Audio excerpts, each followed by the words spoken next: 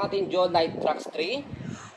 Compact folding po siya, yet heavy duty. Good for newborn, up to 30 to 35 kg. Proven and tested na po namin po yan sa ganung weight. And then, recommended po namin po ito for big kids. Okay, so try po muna natin para makita po ninyo na pwede po siya sa big kids. So ako po, 67 kg. Every time na meron kaming ganitong stock, sinusubukan ko po talaga. Para makita po ninyo na kayang-kaya po siya.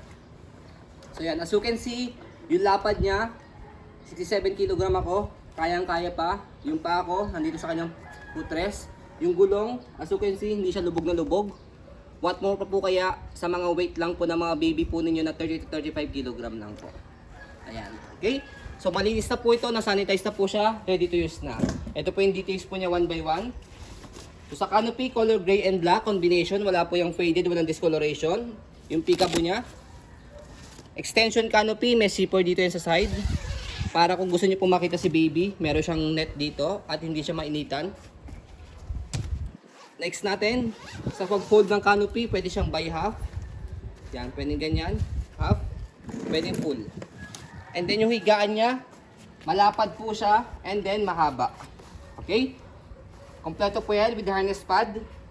5 harness, safe na safe si baby. Yung kanyang belt lock, wala pong putol. Ganyan po siya kapag nakaupo. And then kapag naman po nakahiga, yung leg rest niya, angat nyo lang po ito. Pag gusto nyo po siyang ibaba, meron kayong pipindutin dito sa gilid, left and right, para mababa siya. Okay? So kapag nakahiga, ayan. Nakita nyo po, malapad po siya and then mahaba. Okay? So next natin, yung kanyang footrest. Ito po yung kanyang tapakan ng paa. Hindi nyo kanya napakagandang gulong, as you can see. Walang kaupod-upod. Easy to maneuver, nag-swivel. Kung gusto nyo pong one way lang siya, baba nyo lang po ito. Ayan. Ang purpose po niyan, kapag i-heli nyo si baby, hindi na siya nag-rotate. Okay? Next natin, angat natin para mag-swivel ulit. Body frame, mula sa harapan hanggang sa right side.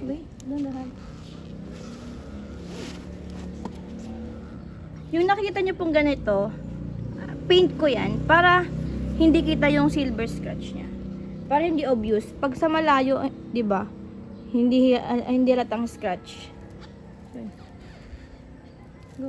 Next natin, yung kanyang gulong, as you can see, ayun, ganda pa. Pito, okay na okay. Sa likod, ayan. Kabilang gulong, stopper. Isang tapakan lang po siya, naka-cable na po. Ayan, naka-stop na. Angat lang po para mag-go. Next natin, yung kanyang basket, 15 kg maximum. So sa likod, para maiupo siya, mahiga, semi-reclined. Press nyo po ito, pagkalahati, semi-reclined, pagka sagad, fully reclined. Press, baba. Okay? Yan yung likod niya. Next natin, kapag iupo po siya, press lang po and then hatak lang po ito. Yan, ganun lang po siya kadali. Next natin, body frame sa kabilang side.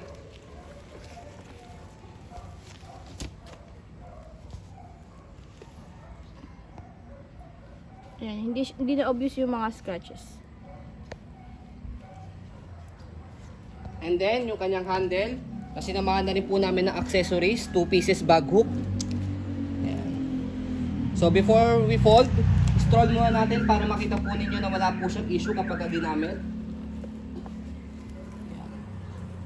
Kaya sa mga parents po na gusto po ng ganitong stroller for their big kids, ito po yung marirecommend po namin po sa inyo. Hindi po kayo mapapahiya po dito.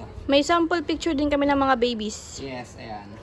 Okay? So pwede rin kayo mag-visit dito sa aming showroom para at least ma-testing po ninyo personally na hindi po masayang yung pagbili po ninyo ng ganitong stroller. So sa pag-fold, kailangan naka-fold yung canopy, leg rest nakababa, and then sa gitna, fold strap sa pinakaupuan po niya.